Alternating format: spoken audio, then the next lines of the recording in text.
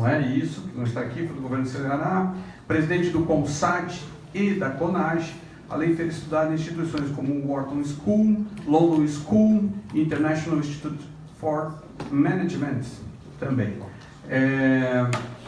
Hoje, integrado ao quadro do Sebrae Nacional, a sua contribuição, a sua competência. Eu tive a oportunidade já de ouvir o Eduardo, eu e o Guilherme, Guilherme aqui também, quando nós estivemos em Boston, participando daquele programa de imersão e inovação, você sabe que a gente teve no ano passado, e tivemos a grata possibilidade de assistir uma palestra, uma fala importante do Eduardo. Ele estava em Washington, se não me engano, e de lá ele fez uma transferência, uma conferência ao vivo com a gente, onde ele falou do sistema democrático americano e do governo Trump, que foi muito importante para a gente entender o modelo, é parte do estudo dele. O Fábio estava lá com a gente também, pôde acompanhar também, o Fábio é nosso associado empresário, pôde acompanhar também naquele momento. Então, Eduardo, seja bem-vindo aqui. Devolvo a palavra para o nosso presidente e ele, em seguida, para o Eduardo. A palavra está com você, meu querido Eduardo. Vou fazer no estilo que você fez lá no e-commerce, lá na World Chambers. Nos ilumine com sua sabedoria, por favor. Bom, muito boa noite a todos. Boa noite, pessoal. Boa noite. Bom, Rodrigo, obviamente, primeiro falar da minha enorme alegria. Já estou com 17 minutos ali, eu também não quero ser badalado, ali tem 17 minutos e 40, vamos correr.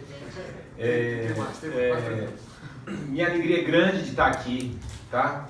Eu me sinto literalmente em casa, porque aqui existem membros queridos de casas pretéritas e da casa presente. Então, para mim realmente é uma alegria muito grande estar aqui.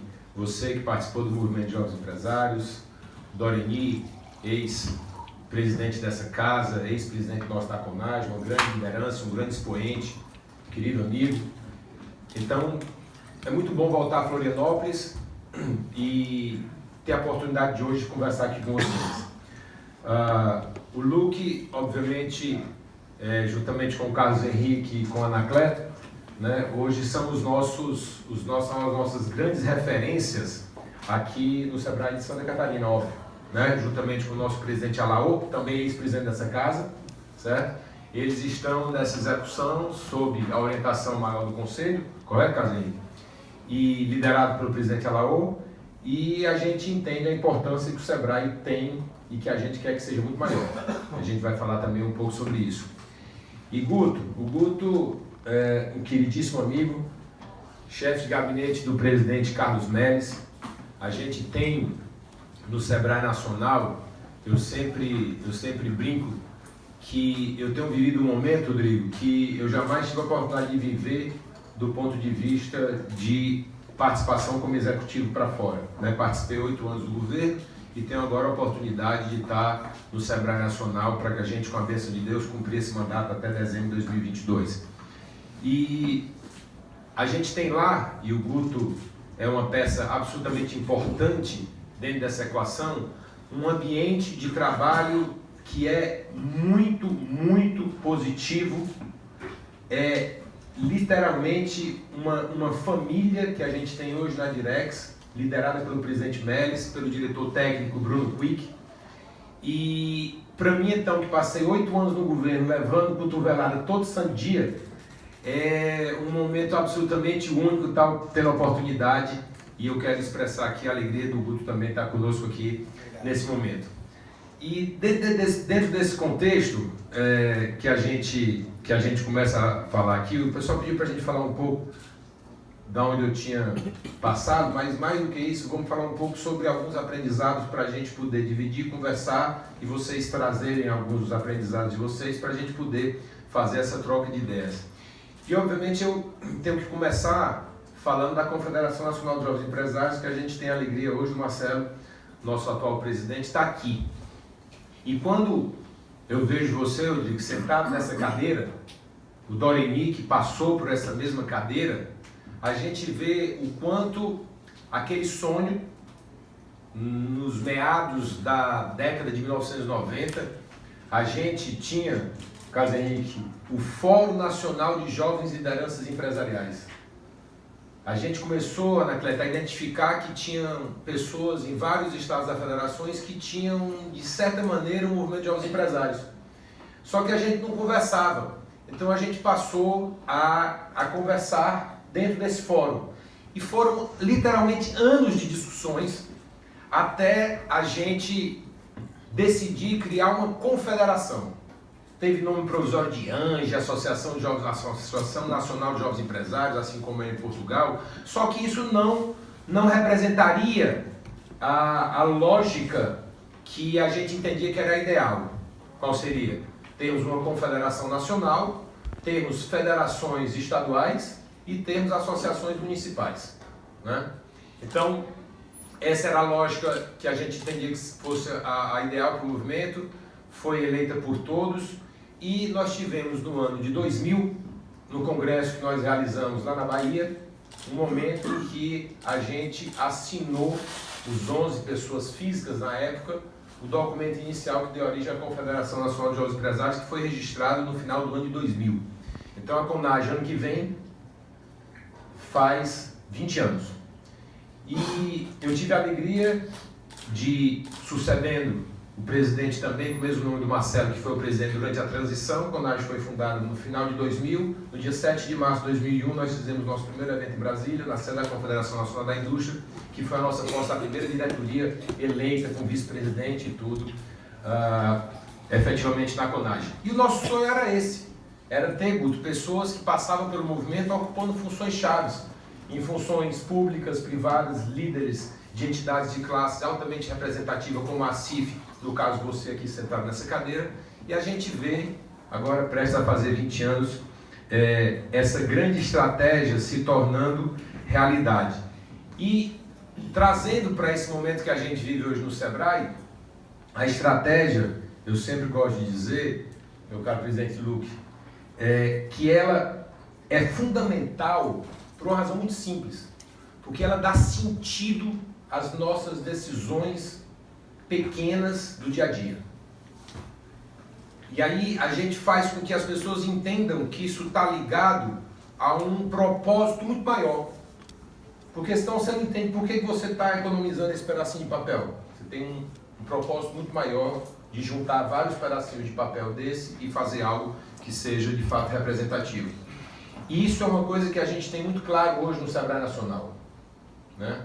A gente quer pegar a instituição que cuida de uma instituição que tem uma excelente percepção por parte da sociedade, mas a gente entende que essa percepção tem que ser muito maior e a gente tem a obrigação de fazê-lo.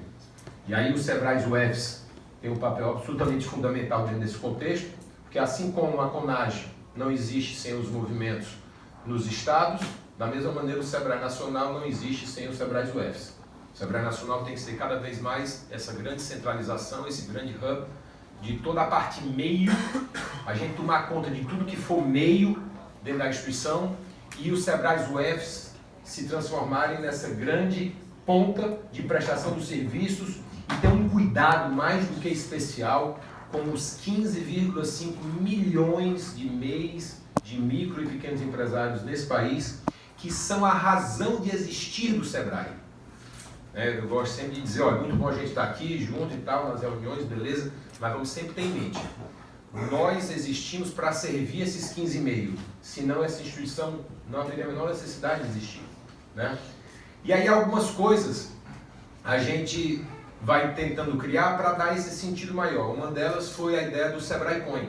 Nós pegamos o percentual, o faturamento de todas as empresas desses 15 milhões e meio, dividimos pelos 15 milhões e meio, e você chega a um número de R$271 mil por ano, quando você exclui os MEIs, e 141 quando você computa todos os MEIs. Por que eu estou dizendo isso? Porque o Carlos Henrique sabe disso, o Anacleto e o Luke também, o orçamento do Sebrae é substancial. E uma das coisas que mais me irritam, certo, é a doença que é causada com euforia de caixa. Você tem euforia de caixa, você acha que aquele dinheiro não vai acabar nunca. E isso é um problema seríssimo. né? Você não tem a percepção do dia de amanhã, e aí você gera todo tipo de desperdício, e nós não vamos aceitar isso dentro do sistema Sebrae, em hipótese alguma, e isso faz parte de um novo aculturamento. O dinheiro estava caminhando, eu diria, de modo muito, vamos dizer assim, automático para uma série de ações que nós temos que cortar e cortamos, e vamos cortar cada vez mais para dar um freio de arrumação e repensar todas as ações. Voltando do Sebrae Coin, é milhão para cá, é milhão para lá, foco do Sebrae, o seu público-alvo que eu já mencionei, porque o Sebrae Coin? Vamos desenvolver uma determinada iniciativa? Vamos, ok. Divide pelo faturamento médio do público do Sebrae. Beleza. Então, se você tem 2.400.000, uma iniciativa de 2.400.000, o público-alvo do Sebrae leva 10 anos para faturar o valor que você está propondo nessa iniciativa. Se for de 24 milhões, obviamente é um século. Então, isso traz um momento de tomada de consciência para os valores, para a gente não ficar perdido no meio desses milhões, certo? Para após essa tomada de consciência se tomar uma decisão muito mais correta e sabendo cada tostão que está dentro desse processo e o que isso representa na vida do público-alvo, como eu já falei, a razão de existir do Sebrae. Nós temos que ter cada vez mais foco e eficiência, esse é o nosso objetivo do Sebrae. Eu brinco que a gente está desenvolvendo dentro do Sebrae a cultura do amar, mas é uma brincadeira com muita seriedade. O amar, no caso, é tocando uma instituição com muita alegria, com destaque para a meritocracia, com muita austeridade e com foco em resultados. Então é alegria, meritocracia, austeridade e resultados. E por isso, dentro da cultura do amar que eu me refiro. Dentro desse contexto, a comunicação ela é muito importante para a gente, tanto a comunicação interna como a comunicação externa, porque eu também gosto sempre de dizer que quando a informação ela não está fluindo bem dentro da organização, ela cria uma coisa que chama-se síndrome da informação faltante. E a síndrome da informação faltante, ela gera todo tipo de distorção de interpretação. E elas são das mais variadas possíveis. A nossa cabeça, quando a gente está com esse déficit de informação, a gente cria uma série de historinhas no nosso consciente, muitas vezes no nosso inconsciente, e geram, como eu falei, as conclusões mais inadvertidas. Então, um grande desafio nosso, e aí o Guto é mais uma vez testemunha minha dentro desse contexto, e também é uma determinação grande do presidente Carlos Mérez, da gente fazer com que a comunicação do Sebrae flua de maneira maravilhosa dentro de todo o sistema e também, obviamente, para fora. A gente tem, presidente Rodrigo, já cadastrado num aplicativo que nós desenvolvemos e nós temos hoje 36.880 pessoas dessa rede Sebrae com diversas tecnologias, são 7.500 colaboradores diretos, são 8.000 consultores, são não sei quantas agências locais de inovação, parará, de diversas tecnologias, 36.880 pessoas que são ligadas direto ou indiretamente ao Sebrae. Hoje, na ativa, fora 272 mil empretecos que passaram e por aí vai outras redes. Mas o nosso objetivo é a gente ter essa rede cada vez mais a serviço do Brasil, a serviço dos micro e dos pequenos empresários e, como eu falei, a serviço do Brasil. O Sebrae tem que estar cada vez mais, e essa é a nossa determinação, alinhado com essa estratégia maior de país. A gente tem uma consciência plena dentro desse tocante. E aí o Luke falou aqui do tempo que eu fiquei nos Estados Unidos. Dentro desse contexto, eu falei já dos 8 anos. Os 8 anos que eu fiquei no governo, eu tive a oportunidade de passar 4 anos bastante diferentes. Nos primeiros 4 anos eu estava à frente da Agência de Desenvolvimento, como diretor da Agência de Desenvolvimento do Estado do Ceará. E depois, nos 4 anos seguintes, eu estava como secretário de Planejamento e Gestão, que tive a alegria de quase 3 anos desses 4 de ser presidente, de estar como presidente do CONSAD, que é o Conselho Nacional que reúne todos os secretários de administração do Brasil. E obviamente foi um momento muito importante para mim, do ponto de vista de crescimento pessoal, né, de poder tentar ali fazer algo a mais da atuação do nosso umbigo, coisa que a gente aprende no movimento de jovens empresários, né? e que eu tive a alegria de ser coordenador-geral de Fortaleza, depois da FAGES, inclusive o Merrara também é ex-presidente da FAGES, e depois da CONAGE, mas naquele momento eu queria dar uma parada, né? Queria dar uma parada para um momento de repartida. E eu entendia que era importante para mim ter um momento fora do Brasil, né? Então, para mim, Washington era uma cidade que eu mais gostava. E assim que passei o cargo de secretário de Planejamento de Gestão, 8 dias depois, aliás menos, porque eu passei já no início de 2015, dia 8 de janeiro de 2015, eu já estava morando em Washington, com tudo resolvido, já tinha alugado a casa antes, já tinha ido lá, enfim. Então eu passei 3 anos e meio lá. E eu passei mais de 3 anos, Carlos Henrique, sem botar os pés no nosso país. Dos 3 anos e meio que eu passei lá, eu passei mais de 3 anos sem botar o pé no Brasil. E dentro desse período, eu tive a oportunidade, conforme o Luke falou, de passar pelo Banco Mundial, fiz um estudo na Georgetown University e escrevi o livro que o Luke mencionou. E o livro é uma grande reflexão sobre a democracia dos Estados Unidos, sobre o que aconteceu naquele país em 2016, e tem muito a ver com o que aconteceu no Brasil em 2018. Ano passado, eu escrevi alguns artigos durante a campanha, e eu sempre dizia que o que aconteceu no Brasil em 2018 teve como fato internacional, mais importante para o que aconteceu no Brasil aqui em 2018, foi a eleição de Donald Trump em 2016. E daqui do Brasil, eu até que eu não me considerava tão ignorante, mas efetivamente, Rodrigo, me deparei com um nível de ignorância bastante significativo quando eu cheguei lá, Anacleto. Porque a gente é tão induzido a percepções que não são apuradas e precisas com relação à realidade, que a gente tem que ter todo dia um nível de policiamento gigantesco com tudo que a gente tem acesso de informação. O que está por trás daquela motivação. Eu aprendi nos Estados Unidos uma coisa extremamente simples. Eu não presto atenção no que as pessoas fazem. Eu presto muito mais atenção no que as pessoas falam. Meu pensamento já foi na frente da palavra.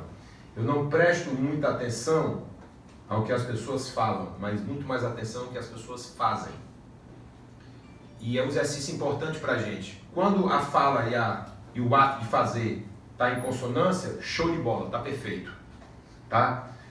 Mas, quando a gente analisa, a gente vê que existem muitas divergências entre as condutas de vários irmãos nossos, seres humanos. Eu me deparei com isso nos Estados Unidos de modo muito claro, né? Então, isso me fez ter um estímulo especial a estudar, e eu passei literalmente 26 meses estudando diariamente, acompanhando tudo que tinha acontecido lá, que resultou num livro de 765 páginas lançado nos Estados Unidos em dezembro de 2017, e depois uma versão menor aqui, porque não tem as primárias, tudo que aconteceu durante as primárias, de 352 páginas, lançada aqui no Brasil entre o primeiro e o segundo turno do ano passado. Lá It Was About Hope, e aqui no Brasil. Por que It Was About Hope lá? Porque do mesmo jeito que Barack Obama, nas suas 2 eleições pretéritas, né, que foram os anos de 2008 e 2012, ele venceu distribuindo hope, e esse era Yes We Can, era o principal moro dele, e passando esperança para as pessoas, por mais surpreso que possa ser, foi exatamente o que o Trump fez. E ele conseguiu, no eleitorado dele, obter 100% de 100%. E ele deu esperança àquelas pessoas, e essa foi uma das razões, dentre várias outras. O Trump identificou que ele nunca ia ter chance com a imprensa americana. Então, ele fez o quê? Baseado em 2 coisas. Primeiro, na série histórica do Gallup, que começou em 1976, nos 30 anos de 76 para 2016, a credibilidade da imprensa americana nunca teve tão baixa. Em 1976 ela era de 72%, apurado pelo Gallup. Em 2016 ela tinha caído de 7,2% para 32%. Então, como o Trump sabia que ele nunca ia ter chance com a imprensa, porque 98% da imprensa é efetivamente democrata, e ele sabia que a imprensa estava em uma baixa tremenda nos Estados Unidos, ele escolheu a imprensa como sendo o inimigo público número 1 e inimigo dele número 1. Então, todo evento dele, ele efetivamente dizia, olha, se o jornalismo de uma maneira geral é corrupto, e nada é mais corrupto do que a imprensa política, o jornalismo político. Ele dizia isso todo evento. E, dentre vários outros aspectos, uma das coisas que a gente não percebe aqui no Brasil, e outra coisa que a mim é muito caro hoje, é as informações e as histórias que os números e os dados nos contam. Não interessa o que eu acho, não interessa a minha ideologia, não interessa nada que eu pense que não seja fundamentado na realidade. Se eu desconsiderar a realidade dá uma tapa na minha cara sem tamanho. E aí, analisando um pouco do que tinha acontecido lá nos Estados Unidos, eu me deparei que o governo Obama aconteceu algumas coisas bastante interessantes. Primeiro, qualquer local do mundo onde o governo detém ali, naquele momento, obviamente, o poder, que é o governo, o partido que tem, ele cresce, ou então ele pelo menos incha. Isso, de modo muito surpreendente, ao longo do governo Obama, o Partido Democrata perdeu 9 senadores, 62 deputados federais, 12 governadores e 958 deputados estaduais. Como é que um governo, ao longo de 8 anos, tem uma desidratação do ponto de vista do partido tão significativa desse jeito? Então não interessa o que eu acho do Obama, eu estou dando um número. O Partido Democrata se desidratou desse tanto. O Obama foi o único presidente americano, desde a Grande Depressão, de 29 a 39, a não conseguir ter 3% de crescimento econômico no seu currículo. Aí eu comecei a estudar os resultados eleitorais, tanto, Carlos Henrique, do colégio eleitoral como do voto popular. O Obama foi o único presidente americano, de 1945 para cá, no final da guerra, eu voltei até o final da guerra, a ter sido reeleito com, primeiro, menos voto popular e 2, menos voto no colégio eleitoral. Então já havia ali uma série de prenúncios que foram desconsiderados. E aí o Partido Democrata escolhe, sob a influência maior do presidente Barack Obama, uma pessoa na qual, quando o Gallup pergunta para os americanos qual é a primeira palavra que lhe vem à cabeça quando você escuta o nome Hillary Clinton, aí eles falam corrupta, desonesta, pertence à cadeia, ladra. E aí ele escolheu essa pessoa, que são os primeiros nomes que os americanos têm na cabeça, e que 66% dos americanos consideravam ela corrupta, para ser a candidata do Partido Democrata. Então, o que aconteceu nos Estados Unidos, no meu entender, primeiro o Partido Democrata perdeu a eleição, e depois o Trump ganhou. E aí o presidente Bill Clinton, para a gente migrar aqui para os outros tópicos, fazendo campanha ainda nas primárias, no dia 7 de março de 2016. Nem a Hillary ainda era a candidata oficial, estava ainda disputando com o Bernie Sanders. Ele, fazendo campanha na Carolina do Norte, ele perguntou e ele mesmo respondeu. Ele perguntou, vocês sabem por que essa eleição é tão estranha? Ele perguntou para a plateia. Aí ele respondeu, porque milhões e milhões de americanos olham para aquela bela foto da América pintada pelo presidente Barack Obama e eles não conseguem se encontrar naquela foto para salvar suas vidas.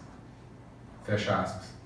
Isso um ex-presidente americano, fazendo campanha para a mulher dele, se referindo a um atual presidente democrata, sentado na cadeira que apoiava a mulher dele. Essas coisas não chegam aqui. Então, é a famosa síndrome da informação faltante, né? Então, eu queria fazer essa reflexão.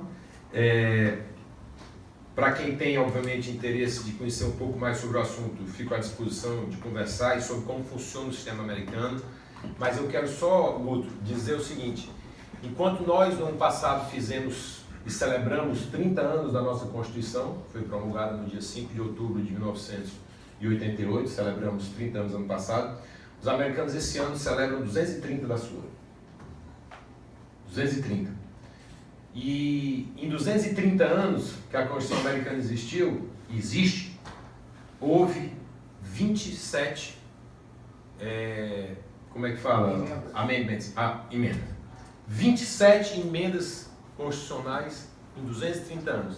E se você entender que 10 foram feitas logo no momento inicial, que é chamada, que eles chamam de Bill of Rights, na verdade só houve de 17, porque foram 10 no primeiro momento, ali logo de início. Então, porque a Constituição tem um objetivo muito maior do que a gente entende no Brasil, né?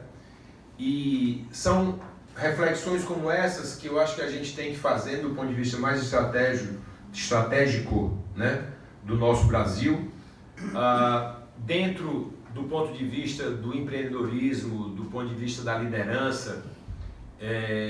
Tem algumas palavras-chave que eu quero dividir aqui com vocês, que eu acho que é importante vocês refletirem para ver se vocês consideram que seja ou não interessante. Mas nos estudos que a Georgetown University faz, existe uma única palavra que, independentemente do campo de atuação, todas as pessoas bem-sucedidas no mundo nos estudos da Georgetown têm. É a única. E chama-se em inglês struggle. Comprometimento, dedicação, determinação, força. O resto tudo varia, dependendo do campo de atuação. Mas essa está presente em todos. E também do ponto de vista, caso Henrique, da cultura, né, que obviamente varia de um país para o outro, aspectos que são importantes no Brasil não são importantes na China, são importantes na Arábia, não são importantes na Europa e por aí vai. Mas também existem duas únicas palavras, dois únicos predicados, que também nos estudos da Georgetown, eles são universais. E um deles é decisiveness, que se chama em inglês, que é essa determinação, essa sua disposição de decidir, de não tergiversar quando você se depara com a situação. Então, para todos nós, nas nossas organizações, nas nossas vidas pessoais, eu entendo que seja sempre o ideal escutar o máximo possível, tentar envolver o máximo de pessoas nos processos decisórios e efetivamente assumir a responsabilidade e decidir. Dentro desse contexto, outra palavra em inglês é trustworthiness, que é exatamente essa honestidade, a credibilidade. Isso também é cada vez mais entendido como sendo um predicado positivo no mundo inteiro. No mundo inteiro, né? Bom, eu já extrapolhei novamente o tempo, eu prefiro agora falar menos e a gente escutar as pessoas e poder, se for o caso, né, se você entender que seja oportuno, que a gente ainda tenha tempo para isso. Mas eu queria dizer o seguinte, eu tive a oportunidade no meu mestrado de desenvolver, e tinha que desenvolver, né? Você tem que desenvolver, obviamente, algo novo na sua tese de mestrado, e eu criei uma figura que eu chamei de líder regenerador. E alguns dos predicados, tanto eu abordei o seguidor como o líder, porque nós todos somos seguidores e líderes. Ao longo do dia a gente troca esse papel várias vezes, né? Nós somos o tempo inteiro seguidores e líderes, né? E temos que ser bons nos dois. Temos que ser bons seguidores, e se não formos bons seguidores, jamais seremos bons líderes. E um dos atributos que eu entendo e coloco na minha tese de mestrado como sendo um dos fundamentais é a gente poder se colocar no lugar dos nossos irmãos. Para a gente humanizar, né? Para a gente ser cada vez mais gente, né? O ser humano vai ser cada vez mais o difícil de ser reposto pela máquina, mas para que a gente possa cada vez mais ser gente, pessoa, a gente tem que aprender a se colocar no lugar dos nossos irmãos. Ver a vida um pouco pelo olhar do Guilherme, né? Um pouco, né, pelo olhar da Paola, um pouco pelo olhar das pessoas que estão ao nosso redor. Se a gente fizer isso nas nossas organizações, quando a gente está parado na rua e a gente vê ali um irmão nosso numa situação, né, difícil, e a gente vê como ele está nos vendo, né? Eu tenho a impressão, presidente Luque, que isso nos ajuda, né, a humanizar um pouco mais, né, esse mundo que a gente tem vivido, né? Então eu queria encerrar nesse primeiro momento fazendo essa reflexão e dizer também, dentro desse contexto, que poeta Fernando Pessoa tem uma frase dele que eu acho muito, muito bonita e também deixo para reflexão da gente. Às vezes a gente fica um pouco aflito com relação ao que é que vai acontecer no dia de amanhã, e eu entendo que, para além da morte, a única certeza que a gente tem na vida é a mudança. E ele diz: para ser grande, ser inteiro, né? Põe quanto és no mínimo que fazes. Então, assim, fica também para a ponderação de vocês essa nossa decisão de vivermos com intensidade cada momento da vida, né? Colocarmos tudo que nós somos na menor coisa que a gente faz, né? E abraçar as incertezas do porvir, que são as mudanças que elas, no meu entender, como eu falei, são inexoráveis. Então, abraçarmos aí essas incertezas abençoadas do porvir, assim como nas noites insones nós acolhemos as alvoradas. Então, muito grato a você pela oportunidade, muito grato a todos pela oportunidade de vocês me escutarem. Obrigado e ficar à disposição.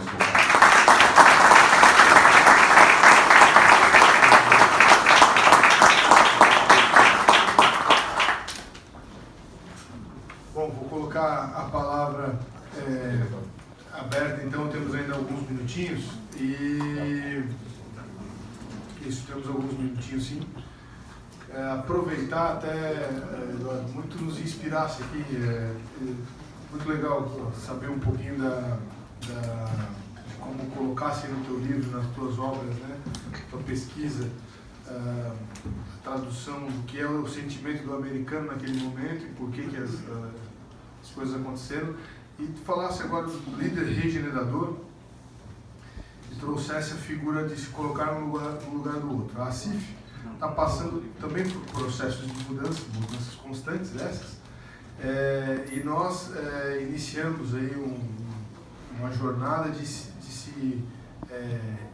fazer uma nova leitura de quem nós somos, né, de como nós vamos atender o nosso associado, e a gente deu o nome de Asif 4.0. Até vimos lá na 11ª Congresso Mundial de Câmaras, que para Dubai, pessoal, para Dubai eles estão propondo Chambers 4.0, 4.0. E a gente tem o Asif 4.0 aqui já em curso. Então eu fiquei feliz pra caramba, né? Vamos levar o projeto para Dubai daqui a 2 anos para apresentar lá, com certeza. Exato, com resultados. E nesse curso do Asif 4.0, nós identificamos um valor essencial da Asif, um valor que nós estamos colocando como primordial para a nossa cultura, que é o valor da empatia. Ele está central em tudo que a gente faz, ele está demonstrado em diversos símbolos que nós estamos colocando aí na nossa estratégia, na nossa maneira de fazer e de acontecer os nossos projetos. Então, a empatia está totalmente ligada aí com o líder regenerador, como tu vinhas falando, e a gente está muito feliz em ver essa conexão. Parabéns. Coloco a palavra então aí à disposição de quem gostaria de fazer uma pergunta ao Eduardo Diogo. Eu sei que podemos começar aqui também pelos colegas do Sebrae, fiquem à vontade, nossos amigos da mesa, mas também a nossa plateia. À disposição que o Eduardo está ávido aí para ouvir um pouquinho e saber como é que pode contribuir. Senhores, por favor, fiquem à vontade. Guilherme já pediu a palavra, eu vou fazendo as inscrições. Presidente Lucas, se quiser também ajudar, vamos dar parabéns aí pela apresentação. Mais uma vez, realmente fomos iluminados aí pela palestra. A gente ouve muito também, sabe? Porque não sei se foi experiência lá dos Estados Unidos, da diferença do trabalhador brasileiro para o trabalhador americano, que lá se produz mais, falam 4, 5 vezes mais, tem estatística para tudo. Mas o que você vê assim, empresarialmente, o que realmente nós temos aqui no Brasil que tem que ser um pouco mais potencializado e o que realmente o empresariado brasileiro tinha que absorver do modelo americano para essa mudança também empresarialmente aqui no Brasil?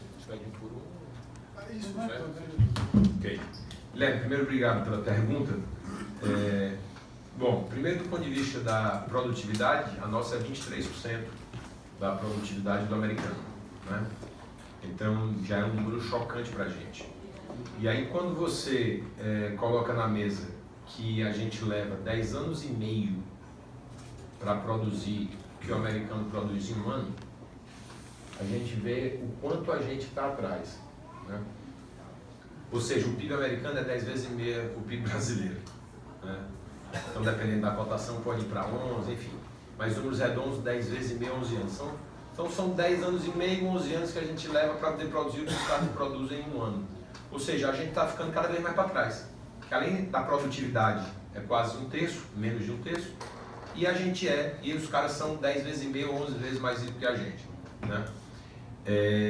Eu tenho a impressão que, dentre vários os aspectos, a cultura sempre tem uma participação muito determinante. E a religião também, né?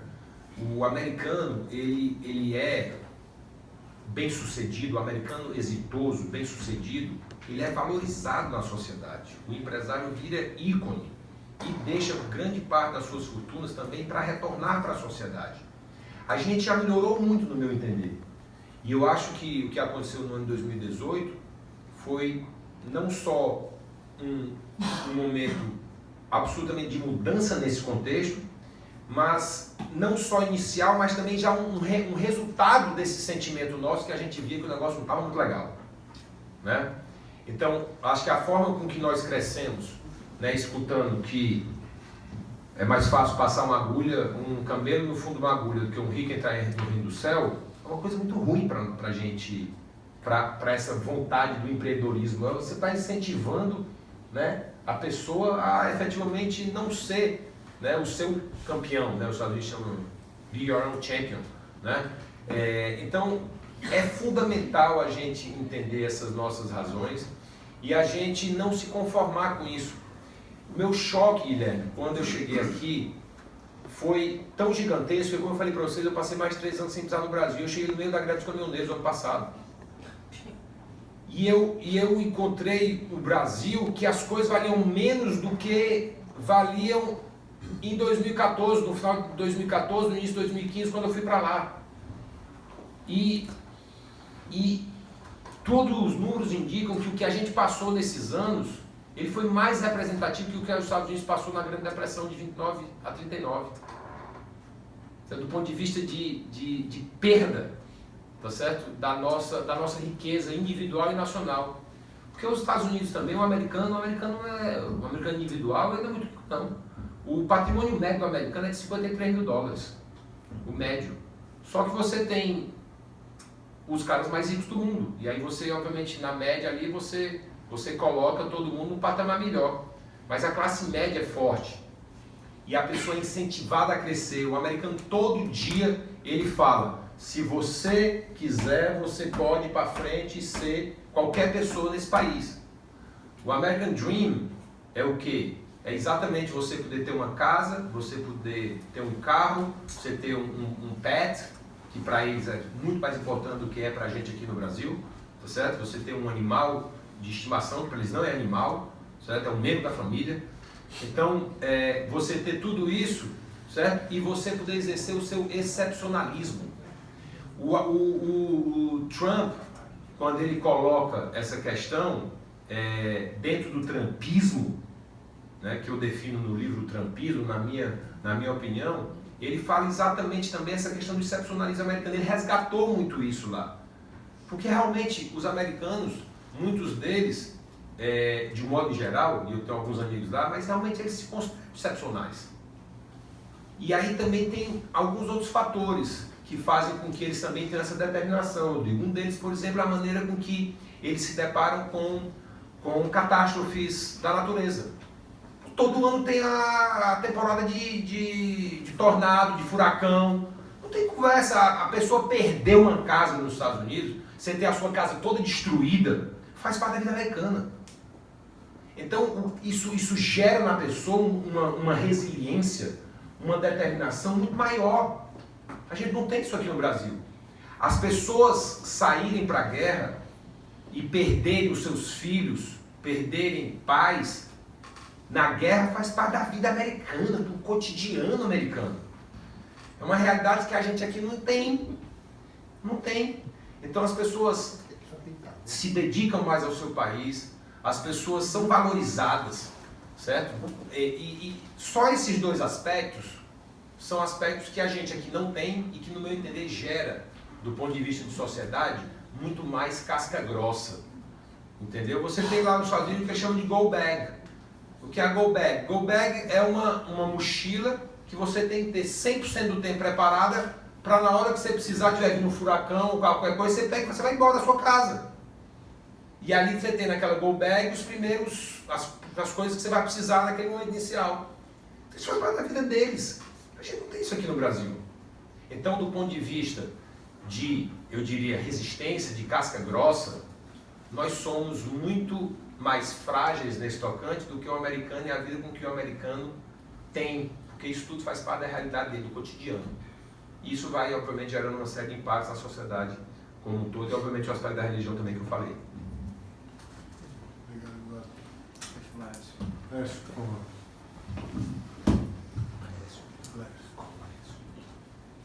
Algum tempo atrás eu li que os Estados Unidos, algumas décadas atrás, enfim, era talvez até mais corrupto do que o Brasil hoje. E essa cultura foi mudando ao longo do tempo. Hoje, atualmente, o Brasil está com uma expectativa diferente. Se essa expectativa for atendida, existe um prazo que se possa imaginar que a cultura poderá ser mudada, essa cultura do jeitinho brasileiro, de ganhar, ter sempre uma vantagem, esse tipo de coisa? Agradeço também a pergunta. Quando eu sempre viajei no final do ano com a minha família dos Estados Unidos. Eu gosto muito dos Estados Unidos. Sempre a gente passava os finais de ano fora.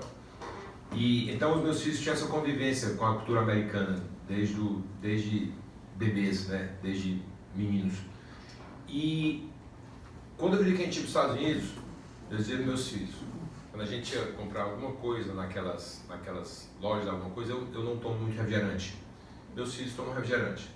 Então, chegava em qualquer local, se era naquela parte das máquinas, essas mais de fast food, obviamente restaurante é diferente. E aí você vai aqui e você compra um Guaraná, uma soda, que é o nome de refrigerante de modo geral, independente do que é, Guaraná, Coca-Cola, qualquer coisa que seja, você recebe um copo. Eu sempre tomo água, certo? E dizia, vou tomar água. Eles me dão um outro copo, normalmente não igual, mas um outro copo, para poder pegar água. Você se dirige às máquinas, ali, o bilotinho do refrigerante é vizinho da água. Não tem ninguém olhando para você para ver se você vai pegar refrigerante. Mas se eu disse para ele que eu não ia pegar refrigerante, que eu ia pegar água, ele sabe que eu vou pegar água. E eu vou lá e eu pego água. Não vou pegar refrigerante. Mas eu posso pegar refrigerante. Mas por que eu não pego? Porque eu disse que não ia pegar e que eu não paguei pelo refrigerante. As pessoas crescem assim. É simples, né? É bobo o exemplo. Mas é extremamente significativo. Que é uma sociedade toda baseada na confiança das pessoas. Nós aqui, infelizmente, e graças a Deus a gente já mudou muito disso, a gente cresceu com a lógica inversa, conforme você falou. O esperto é o quê? É o cara que vai lá, diz que não vai tomar o refrigerante, não paga o refrigerante, o Rodrigo pagou o refrigerante, aí eu digo lá, imbecil, pagou o refrigerante, eu estou tomando refrigerante igual a ti, eu não paguei. Essa foi uma cultura que a gente teve durante muito tempo, correto? Eu sou o bonitão, porque eu não paguei e estou tomando. E o Rodrigo pagou, aí. Trouxa. Né? Então, quer dizer, isso tem um prejuízo para a vida das pessoas, da sociedade, uma coisa tão simples que eu estou dando, tão banal, um exemplo, que é uma coisa que a gente não consegue dimensionar. Porque isso vai num exponencial, em um espiral negativo, que repercute em todos os momentos, tá certo? Da nossa vida. Eu peguei um voo essa semana, que eu quase que me levanto para o cara sair da cadeira. Mas graças a Deus, o comissário veio antes de mim. Quando o avião estava taxiando, eu sempre fico na saída de emergência. Quando o avião estava taxiando, Carlos Henrique, o cara estava sentado na fileira da frente, eu estava na segunda fileira de emergência, o cara estava sentado na da frente, taxiando. Pulou, tirou o cinto de segurança, sentou na cadeira de trás, que era da saída de emergência, da primeira, eu estava na segunda, na minha frente. O avião taxiando, mas já taxiando bem veloz mesmo, né? Ele pensou que os comissários não iam ver. Veio um comissário, que também pode voltar para a cadeira da frente. Está na cadeira errada. Então, essa coisa que um americano jamais faria isso, ou melhor, muitos fariam, mas teriam as pessoas ao seu redor inteiro condenando ele. Então, são essas questões que eu acho que a gente evoluiu muito. A gente evoluiu demais. E eu acho que teve no ano passado, e a gente está vivendo hoje, sinceramente, um momento que eu acho que é tão rico. O que a gente está vivendo, o presidente Médici, né, Guto? Gosta de brincar e dizer assim, rapaz, vocês estão exigindo uma série de coisas do presidente Bolsonaro. O presidente Bolsonaro já deu o que tinha que dar para a gente com essa vitória. Certo? Agora cabe a todos nós, cada um ao seu modo, à sua maneira, à sua intensidade, aí eu que estou dizendo, de darmos a nossa contribuição. Porque a bênção que a gente teve no que aconteceu nesse país no ano de 2018, com a vitória do presidente Bolsonaro, e a gente poder ter a oportunidade de criar literalmente um corte da nossa nação e criarmos um novo momento, é uma coisa que vai ser estudado na história do Brasil inteira. Assim como também o que aconteceu nos Estados Unidos em 2016. Mas para a gente é muito mais representativo, porque lá o governo tem muito menos influência na vida das pessoas do que tem aqui no Brasil. Então para a gente é de uma dimensão sem tamanho. Então é isso, é a gente todo dia, a cada dia, nas nossas ações, sejam elas aonde forem, a gente poder sermos mais gente, sermos mais focados em princípios e valores nobres, porque isso vai repercutir para a gente, vai para a sociedade e repercute para a gente. E começa em coisas simples, como a que eu falei, e começa em momentos de tomada de consciência nossa, com relação ao nosso papel nas ações, que às vezes você tem uma criança, a gente quando é menino, o menino passa na mesa, dá uma topada, fere, e aí às vezes uma mãe, um pai, um avô e uma avó, que às vezes tem a tendência de ser muito mais carinhoso com o filho do que o neto, do que às vezes os pais, chega e fala assim, ô mesa feia, bateu no meu bichinho, no meu menininho, na minha menininha, você não tem culpa não, meu filho, a culpa foi da mesa. Coisa simples, mas que está totalmente errado. Porque você está tirando da criança a necessidade de ser o responsável por todos os seus atos. Então são coisas simples como essa que vêm desde o berço e que se repercutem na sociedade. Porque o que é a sociedade? O que é a consciência coletiva? Nada mais do que o somatório das consciências individuais.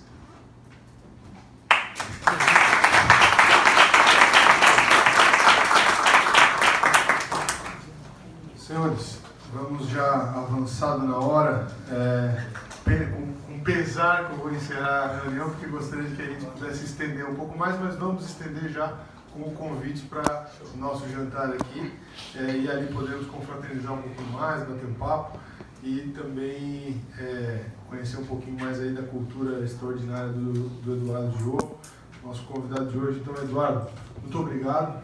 Em nome da ACIF, eu fico muito feliz de poder agradecer a tua presença e te fazer a entrega aqui de 2 símbolos do nosso centenário, e da nossa história. Acabou que está dedicatória nesse, não consegui dar tempo de escrever nesse, mas depois eu posso escrever também, em nome da CIF. Mas aqui é o livro de memórias fotográficas, então uma associação de grandes ideias, onde nós registramos aqui os 100 anos de história, uma pesquisa feita aqui pela CIF, com o Carlos Manfroy. Então, com grande satisfação aqui, entregue o livro. Tá?